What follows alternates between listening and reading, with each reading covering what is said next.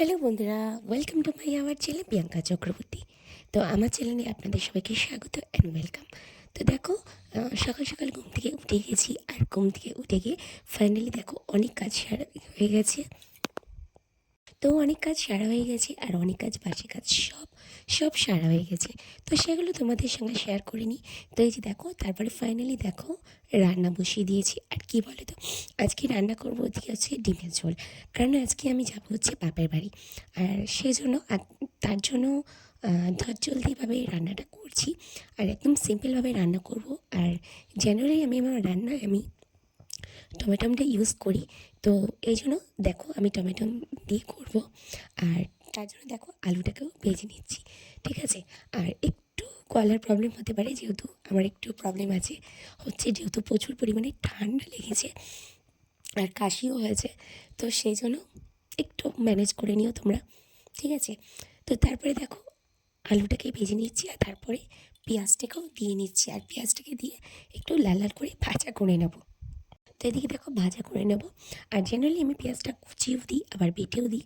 তো আজকে জেনারেলি ভাবলাম যে ডিমের ঝোলটা একটু করার সময় পেঁয়াজটা একটু কুচিয়ে দিই। আর পেঁয়াজটা কুচিয়েও খেতে ভালো লাগে, মুখে পড়লে ভালোও লাগে। তারপরে ফাইনালি দেখো পেঁয়াজটাকে কুচিয়ে নিয়ে লাল লাল করে একটু ভেজে নিচ্ছি। আর এদিকে দেখো টমেটো বাটা, আর জিরে, কাঁচা লঙ্কা, আর হলুদ গুঁড়ো, আর সব মশলা এক এক করে দিয়ে দিলাম, ঠিক আছে। তো আমি দেখো জেনারেলি ডিমের ঝোলটা এইভাবে করি। আর মশলাটা কষানো হয়ে গেছে, তারপরে দেখো এক এক করে ডিমের ঝোলটা দিয়ে দিচ্ছি, ঠিক আছে, ডিমগুলোকে দিয়ে দিচ্ছি, ঠিক আছে। আর এই যে দেখো কালারটা এত সুন্দর হয়েছে, আর ডিমের ঝোলটা এত সুন্দর হয়েছে টেক্সচারটা খুব সুন্দর সুন্দর এসেছে, ঠিক আছে।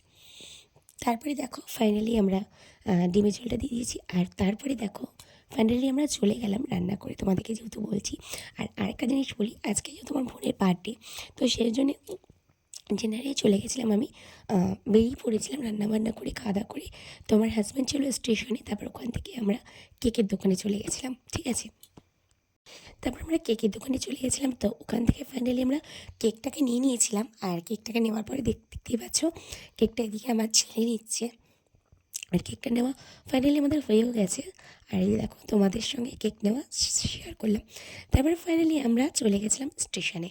আর স্টেশনে দেখো কত সুন্দর সুন্দর ব্যাগের দোকান, আর দেখতে পাচ্ছ এত সুন্দর ব্যাগের দোকান। আর ফাইনালি আমার তো খুবই ভালো লাগে ব্যাগের কালেকশনগুলো, এত সুন্দর এখানে।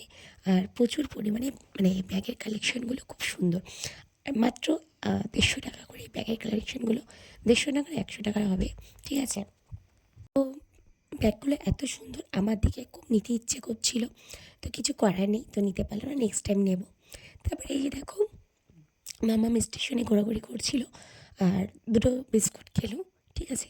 কিন্তু তো বিস্কুট খাবে কি, তার আগে ফাইনালি ও একদম ট্রেনে গিয়ে বমি টমি করে একাকার, ঠিক আছে। তো এই জন্য ট্রেনেও কিচ্ছু খেতে পারে না। তো তারপরে দেখো ফাইনালি চলে গেলাম আমরা বাড়িতে। আর এই দেখো এই কেকটা নেওয়া হয়েছে আমার বোনের জন্মদিনের জন্য, ওর বার্থডে আজকে 25 জানুয়ারি, ঠিক আছে। আর বার্থডের দিন চলে গেলাম ওর বাড়িতে, ঠিক আছে, আমার বাপের বাড়িতে গেছিলাম। তো গিয়ে তারপরে দেখো ফাইনালি এদিকে আমার মা পনির ঝোল করছে, ঠিক আছে। তো পনির ঝোলটা করছে, আর আমি এদিকে মা করেনি, করেছে আমার বোন, ঠিক আছে, পনির ঝোলটা। আর লুকটা কেমন এসছে তোমরা কমেন্ট করে জানিও বন্ধুরা। তো তারপরে দেখো এই যে দেখো তারপরে বসিয়ে দিয়েছিল পায়েস, যেহেতু আমার জন্মদিনে পায়েস করতে পারিনি। তো ন্যাচুরালি পায়েস করার ইচ্ছা ছিল মায়ের, কিন্তু আমি সেদিনকে চলে এসেছিলাম খুব তাড়াহুড়ো করে। তো মার মনটা খুবই খারাপ ছিল, তো সেই জন্য মা করতে পারেনি।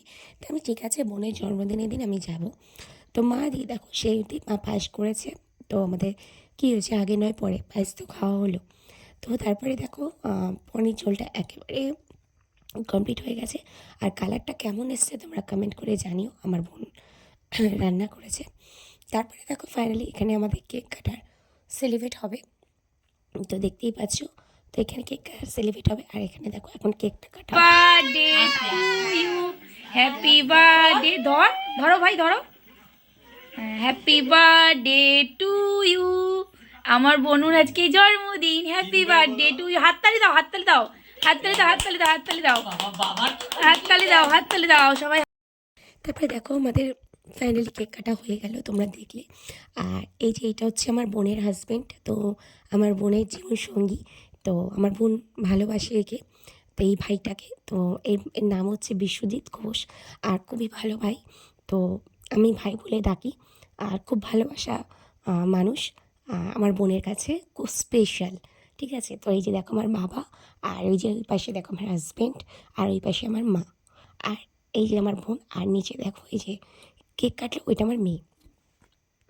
তারপরে দেখো ফাইনালি সকালবেলা হয়ে গেছে, তারপর কেক টেক কাটা হলো, গল্প হলো, আড্ডা হলো, খাওয়া দাওয়া হলো, সব হলো। তো পরের দিন সকালে দেখো এই যে তোমরা দেখতে পেয়েছো যে রাধাকৃষ্ণ আমাদের বাড়িতে এসেছিলো, গোপাল ঠাকুর মানে কৃষ্ণ, আর আমার গোপাল এসেছিলো। তো আমি খুব গোপাল ঠাকুরকে মানি, আর সকালবেলা গোপাল ঠাকুরের দর্শন হয়ে গেল, আমার খুব ভালো লাগলো। তারপরে দেখো পরের দিনের রেসিপি কী ছিল আমাদের জন্য।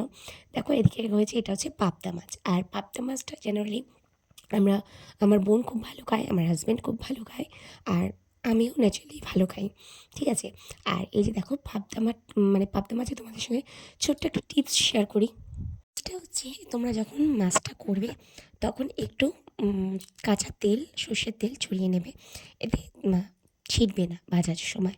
ঠিক আছে, তো তারপরে দেখো ফাইনালি আমাদের মাছটা হয়ে গেছে সর্ষে বাটা দিয়ে, সাদা জিরে। তো কেমন হয়েছে তোমরা কমেন্ট করে জানিও। তারপরে আমরা বাড়ি চলে যাব, আর বাড়ি যাওয়ার পথে দেখো এই যে মিষ্টি নিয়ে নিলাম। তো ব্লগটা